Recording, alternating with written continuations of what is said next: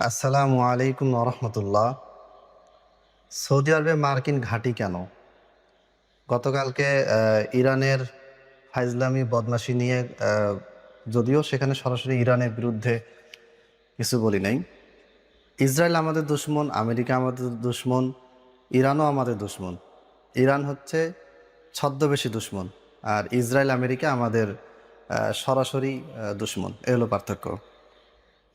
তো ওই পোস্টে প্রায় অনেকেই বলেছেন যে ইরান এত খারাপ, সৌদি আরব এত ভালো। সৌদি আরবকে নিয়ে কোনো কথা বলি নেই। তো সৌদি আরব এত ভালো, তাহলে সৌদি আরবে মার্কিন ঘাঁটি কেন? অনেকে কমেন্ট করেছেন, অনেকে মেসেজ করেছেন, মেসেজে বকাবকি করেছেন। তো সৌদি আরবে সহ প্রায় মধ্যপ্রাচ্যের ম্যাক্সিমাম দেশে, অধিকাংশ দেশেই, প্রায় সব দেশেই সৌদি মার্কিন ঘাঁটি আছে, এবং প্রত্যেকটার পিছনে কারণ আছে। তবে আমি শুরুতে বলে দেই, সেটা হচ্ছে যে আমি চাই এই সমস্ত মার্কিন ঘাঁটি থেকে প্রত্যেকটা মুসলিম দেশ যেন মুক্তি লাভ করে। আল্লাহ তাআলা যেন সেই তৌফিক দান করেন, আমি। এবার আসি, সৌদি আরবে মার্কিন ঘাঁটি আসার কারণটা কি? 1938 সালে সৌদি আরবে প্রথম তেল আবিষ্কার হয়, সম্ভবত নভেম্বর মাস বা ডিসেম্বর মাসে। তো এই তেল আবিষ্কার হওয়ার পরে রাতারাতি গোটা পৃথিবীতে সৌদি আরব মোটামুটি সবার নজর সৌদি আরবে পড়ে যায়।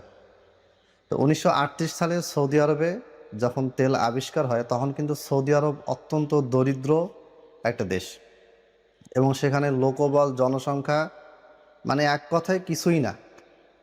মানুষের সংখ্যা অনেক কম, এখনও সৌদি আরবের আয়তন হিসেবে অনেক কম। তো সেই সময় সৌদি আরবের যখন এই প্রবলেম, তারা দেখতে পাচ্ছে যে আমাদেরকে তেল উত্তোলন করতে হবে, তেল উত্তোলনের জন্য লোক দরকার, আবার পাহারা, সীমান্ত পাহারা এটা জোরদার করা দরকার। কারণ এতদিন গরিব ছিল, কেউ ওইভাবে গুরুত্ব দেয়নি। আর এখন তেলের মালিক হওয়ার কারণে সৌদি আরবের যে একটা উন্নতি হচ্ছে খুব দ্রুত, যে তারা বিশ্বের অন্যতম ধনী রাষ্ট্রে পরিণত হতে যাচ্ছে, এটা তো আশেপাশে সবাই এটাই কি করবে না, অ্যাকসেপ্ট করবে না। শকুন দৃষ্টি অলরেডি পড়ে গিয়েছে। তখন এই ধরনের ইয়া থেকে আস্তে আস্তে সৌদি সরকার কি করা শুরু করে, কিভাবে এখান থেকে উত্তরণ হওয়া যায়, কিভাবে সামনে আগানো যায়, চিন্তা ভাবনা করতে করতে করতে এক পর্যায়ে 1985 সালে যুক্তরাজ্যের সাথে সৌদি আরব একটা বৃহৎ অস্ত্র চুক্তি করে। এই অস্ত্র চুক্তিটা আল ইয়ামামা নামে পরিচিত। এটা আপনারা ইংলিশে লিখে সার্চ করলেও আসবে। এখন এই চুক্তি করার পরে যুক্তরাজ্য থেকে সৌদি আরব প্রচুর পরিমাণে অস্ত্র নিয়ে আসে, মানে সরঞ্জাম, মানে অস্ত্র সরঞ্জাম সব কিছু নিয়ে আসা শুরু করে। কিন্তু ঝামেলাটা হয়েছে, এই অস্ত্রগুলি চালাবে কে, প্রশিক্ষণ দিবে কে? সৌদি আরবে যারা দেশের নাগরিক, তাদের ভিতরে এরকম কোনো সায়েন্টিস্ট নেই, সেরকম কোনো ভালো মানের জেনারেল কমান্ডার নেই। তো কী করা যাবে? ওই সময় আবার 1979 সালে সৌদি আরব আর ইরাকের ভালো খাতির ছিল, এবং সেই সময় তৎকালীন সময় সৌদি আরবের পুরো মধ্যপ্রাচ্যে সাদ্দাম হোসেন ছিলেন সেই শক্তিধর, মানে সুপার পাওয়ারের মতো অনেকটা। এই সাদ্দাম হোসেনের সাথে ইরানের সাথে ইরাকের যুদ্ধ হয় 1980 থেকে 88 পর্যন্ত, প্রায় 8 বছর যুদ্ধ হয়। এবং সেই যুদ্ধে সাদ্দামের, তার যেটা কৌশল, ইসরায়েল ছিল ইরানের পক্ষে, আরও বেশ কিছু বড় বড় দেশ ইরানের পক্ষে ছিল, কিন্তু সাদ্দাম ভালোই তার শক্তিমত্তা দেখিয়েছিল। তো স্বাভাবিকভাবেই সৌদি আরব দুর্বল রাষ্ট্র, অন্যান্য রাষ্ট্রগুলো দুর্বল, এরা সবাই তখন ইরাকের দিকে ঝুঁকে গিয়েছিল, ইরাকের সাথে বন্ধুত্ব করার জন্য সবাই আগ্রহী ছিল। এরই প্রেক্ষিতে 1979 সালে সৌদি আরবের সাথে ইরাকের একটা মানে মিত্রতা তৈরি হয়। কিন্তু 1990 সালে এই 8 বছর যে যুদ্ধ হলো, তখন কুয়েত থেকে সাদ্দাম প্রচুর পরিমাণে লোন নেয়।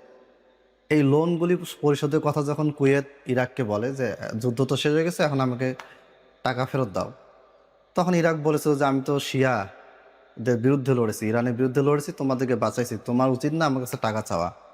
যাই হোক, এটাকে কেন্দ্র করে একটা যুদ্ধ শুরু হয় 1990 সালে। 1989 সালে সৌদি আরব, ইরাকের সাথে তো তার মিত্রতা ছিল, 1990 সালে সৌদি আরব কাতারের পক্ষে যায়। মানে সমঝোতা করতে চেয়েছিল ইরাক এবং কাতারের, কুয়েত এবং ইরাকের ভিতরে সমঝোতা করতে চেয়েছিল।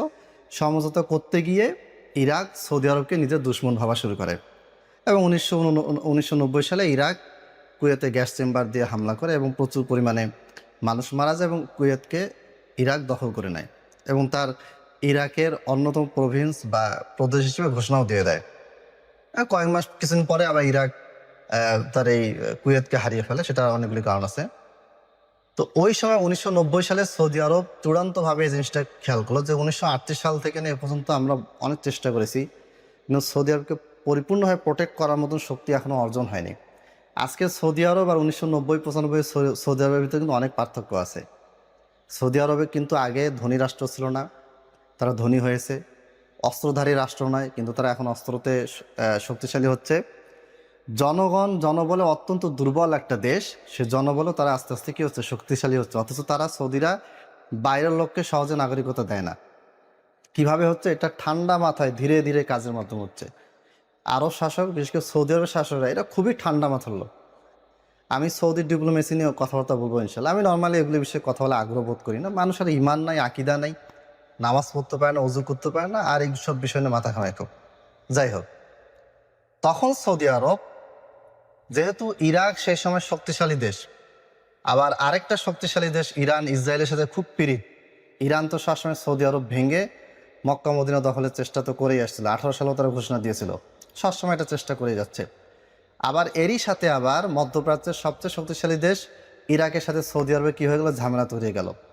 এখন সৌদি সরকার খেয়াল করলো যে এই মুহূর্তে বাইরের কোনো শক্তি ছাড়া কোনোভাবেই এই দেশটাকে প্রোটেক্ট করা সম্ভব নয়। আবার অভ্যন্তরীণ যে অনেকগুলো অস্ত্র তারা কিনেছে, তাদের যে সেনাবাহিনীর প্রশিক্ষণ দরকার, বহুত কিছু, এক কথায় এই নিজের সেনাবল শক্তি তৈরি করা, বাহিনীর ভিতরে যোগ্য দক্ষ অস্ত্র বিশেষজ্ঞ তৈরি করা, প্লাস এই কাজগুলি করার সময় সীমান্ত রক্ষা, আকাশপথ রক্ষা, জলপথ রক্ষা, সব কিছু রক্ষার জন্য বহির্বিশ্বের শক্তি দরকার। সেই সময় সৌদি আরব আমেরিকাকে আমন্ত্রণ জানায় এবং আমেরিকার কাছ থেকে প্রায় 4 থেকে 5 লাখের মতো সৈন্য তারা 1990 সালে মোতায়েন করে। এবং এটা নির্দিষ্ট চুক্তি ছিল, এবং চুক্তি যখন পূরণ হয়ে যায় তখন অনেকগুলি সৈন্য ফেরত চলে যায়। বর্তমানে সৌদিতে আমেরিকান ঘাঁটি আছে, তবে 1990 সালে যে পরিমাণ ইয়া ছিল সে পরিমাণ সৈন্য এখন নেই। তবে সৌদির লাভটা কী ছিল? সৌদির লাভটা ছিল যে কাফের রাষ্ট্রদেরকে দিয়েও আমি হেল্প নিয়ে আশেপাশের শত্রুদের কাছ থেকে নিজেকে মুক্ত করবো, সেটা সৌদি করতে পেরেছে। কিন্তু আমেরিকার লাভটা কি এখানে? আমেরিকার লাভটা হচ্ছে তারা এই মধ্যপ্রাচ্যের দেশগুলিতে, সৌদি আরব সহ অন্যান্য দেশগুলিতে তারা ঘাঁটি তৈরি করে তারা সহজেই আশেপাশের যুদ্ধগুলিতে লড়াই করেছে। যেমন ইরাক যুদ্ধের সময় সৌদি আরবে যে মার্কিন ঘাঁটি ছিল, এই মার্কিন ঘাঁটির মাধ্যমে ইরাকে তারা হামলা করেছে। ইরান সেই হামলায় পরিপূর্ণভাবে সাপোর্ট দিয়েছে ইয়াকে, আমেরিকাকে, ইসরায়েলেও সাপোর্ট দিয়েছে। এটা সমালোচনা হয়নি, কিন্তু সমালোচনা হয়েছে যে সৌদি আরবে মার্কিন ঘাঁটি ব্যবহার করে ইরাকে হামলা করা হয়েছে, অথচ এটা কিন্তু চুক্তির মধ্যে ছিল না। এটা আমেরিকা কাজটা করেছে এবং সৌদির পক্ষে এটা ঠেকানো সম্ভব ছিল না। মানে এই যে আপনার ঘরে আমি লোক রাখলাম, রাখার পরে আপনার ঘরের লোক দিয়ে আমি আপনার প্রতিবেশীকে মারলাম, আপনি ঠেকাতে চাইলেন, কিন্তু আপনি দেখলেন যে ঠেকাতে গেলে আপনিও মরবেন, প্রতিবেশীও মরবে, তখন আপনি চুপ করে থাকলেন দুর্বলতার কারণে। তো দুর্বল হওয়ার কারণে চুপ ছিল, এই কারণে সৌদি দোষী।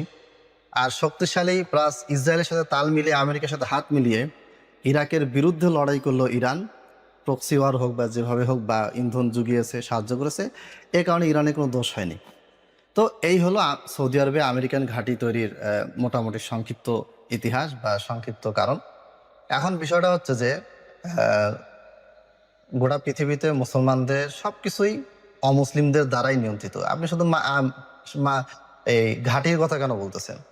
কোম্পানি দেখেন, বাংলাদেশে এই বাইক কোম্পানি, গাড়ি, বিভিন্ন পার্টস, কাপড় চোপড়, সব কিছুতেই কী হচ্ছে, বিদেশি কোম্পানিগুলি কাজ করতেছে। আমাদের পাশেই, আমি যেখানে থাকি এখান থেকে পাশেই পার্বতীপুর, এখানে কয়লা খনি। এটা কারা কয়লা উত্তোলন করে? গ্যাস কারা উত্তোলন করে? তো আমরা মুসলিম দেশগুলি, যেগুলি প্রকৃত মুসলিম দেশ প্লাস সেকুলার মুসলিম, মানে সেকুলার তো মুসলিম হয় না, নাম আর কি, আমরা সবাই মূলত দুর্বলতার কারণে, নিজেদের বিভিন্ন দুর্বলতার কারণে কাফের রাষ্ট্রদের মাধ্যমে আমরা নিয়ন্ত্রিত হচ্ছি, অর্থনৈতিকভাবে, সামরিকভাবে, রাজনৈতিকভাবে, সব দিক থেকেই। তো এটা আমাদের দুর্বলতা। সৌদি আরবে মার্কিন ঘাঁটি আছে, এটা অবশ্যই সৌদি আরবের দুর্বলতা, কিন্তু এই কারণে সৌদি আরবের বিরুদ্ধে আপনি চলে যাবেন মুসলমান হয়, এটা কোনোভাবেই কাম্য না। এবং এটা আপনার ভূ রাজনীতি, জিও পলিটিক্স সম্পর্কে না জানার কারণে। আল্লাহ তাআলা আমাদেরকে বুঝার তৌফিক দান করুন, আমিন। আসসালামু আলাইকুম ওয়া রাহমাতুল্লাহ।